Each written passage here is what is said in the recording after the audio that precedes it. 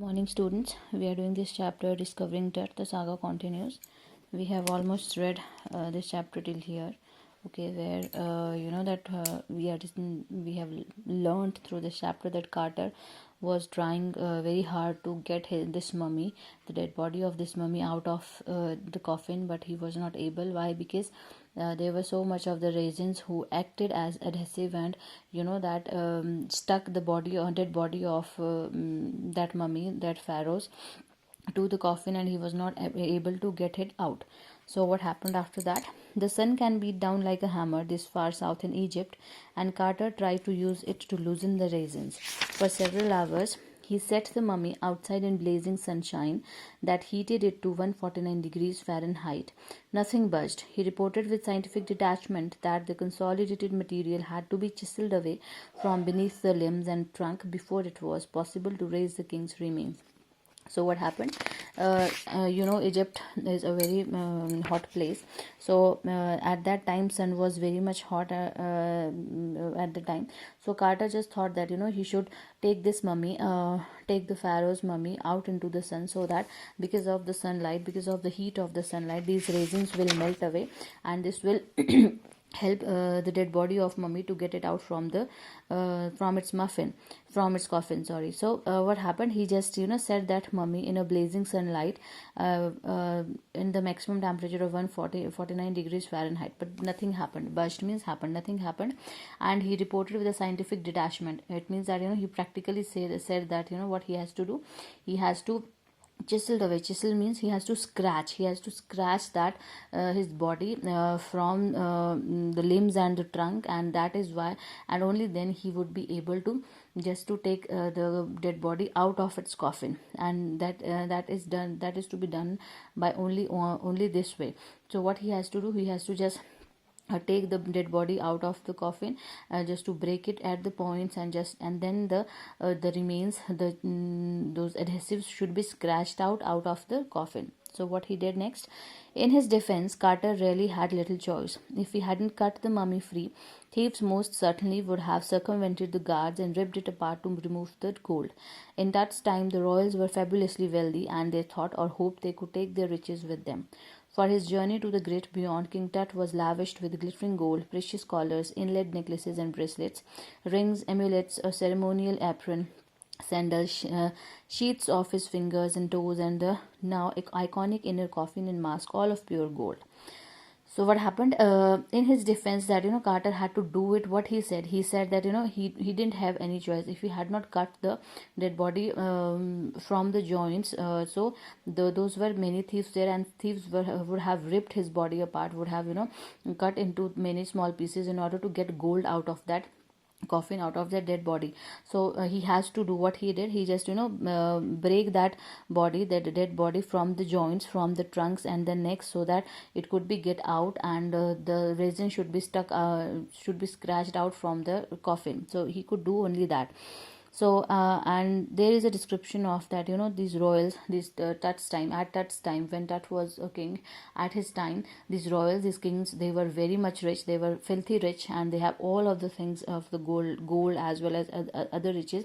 And they believed, I have told you that they believed in the afterlife, the death, the life after death, and that is why they have a misconception that that they could take their riches along with them to the next life.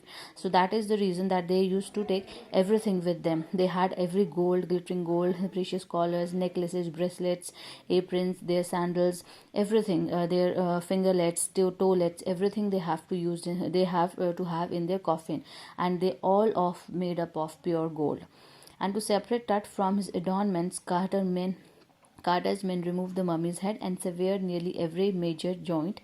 Once they had finished, they reassembled the remains on a layer of sand in a wooden box with padding that concealed the damage, the bed where Tut now rests. So what he did, to separate the dead body of Tut from his adornments, from his all decorative pieces, from his jewelries, Carter hired some men, and they just removed his body, mummy's head from his dead body, and they just cut the every major point in his body so that it could be taken out, and it could be freed from the all the decorative pieces, all the jewelries and all the pieces, and then they just put that dead body again in a wooden box, not in that coffin, because if we had put that dead body again in the coffin, it would have stuck again into the because of those resins, because of those all those jewelries. So they just put it into a wooden box, they padded it, and they concealed the damage and padded it well so that the further damage could be concealed, could be stopped.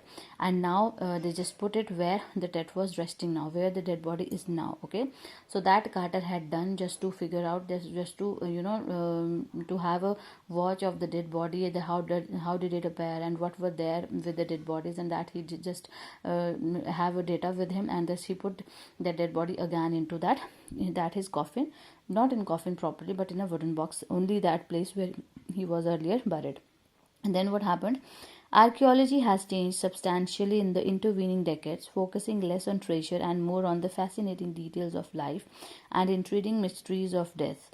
It also uses more sophisticated tools, including medical technologies.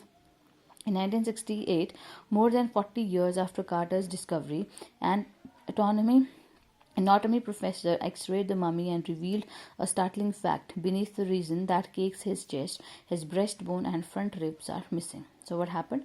Archaeology has changed. Archaeology has changed in decades. It has progressed in decades.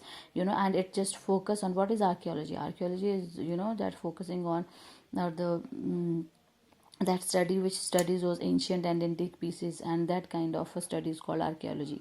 So archaeology now, it is focusing on the details of life, not on the treasures. There are so many treasures hidden in the chest of a land, but they are not just bothered about them. They are more bothered about the life, that how the life was in earlier times. And it has intrigued, it has invoked so many mysteries about death also.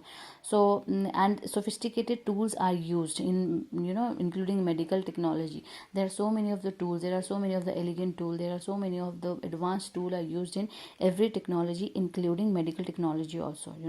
So what happened in 1922, this was the Carter discovered its body, and after 40 years in 1968, so what happened? The anatomy professor x-rays the mummy, x-rayed it mummy. It goes, this mummy, this Pharaoh's mummy, King Tut's mummy, undergo the CT scan, undergo the x-ray, and then he just revealed the startling means amazing fact about his body, that under the a resin that cakes his chest. Cakes means that decorate his chest. Under those resins, under everything, what happened? His breastbone and his ribs were missing. They were missing from his dead bodies, and it was not known that whether they were broken at the time of his death or what has happened to them.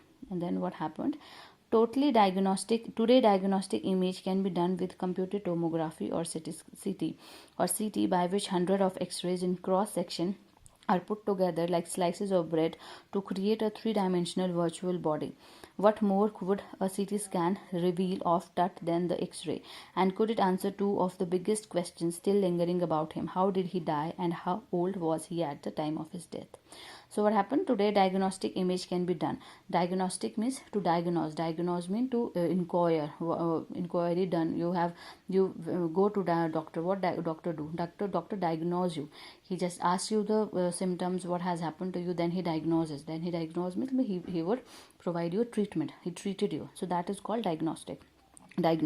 So those images, though that images for this diagnose, that can be done under computed tomography. That is the full form of CT, जिसे हम CT scan कहते हैं. And what happened in CT scan? 100 of X-rays just cross through your body. X-ray, you have everyone I think have undergone this X-ray process. So if you have not gone, so any member of your family, they have gone under this process. So X-rays, so what CT scans are? CT scans are the 100 of X-rays which is done in one time, and they just cross the the bodies, or they cross any part of your body, and it would cut your body part into slices, just in images, not in real, and it would provide a 3D dimensional of your body, so that it would be easier to to inquire every part of your body and to figure out the cause of disease and whatever disease is there in your body. So it is done to the dead body of King Tut, and it was and then it would be able, then those through this CT scan, it would be able to know what is the real reason of the death of Pharaoh, and how old he was according to his at the time of his death. So we can say that, through CT scan we could know the reason of the death and his age at his death. It could be known through CT scan. So read your chapter here, read it carefully, understand, and write the meanings of these highlighted terms here. You can find them out in dictionary to have a better understanding, and read it carefully. Chapter is important. I have told you chapters are very important, so read it carefully.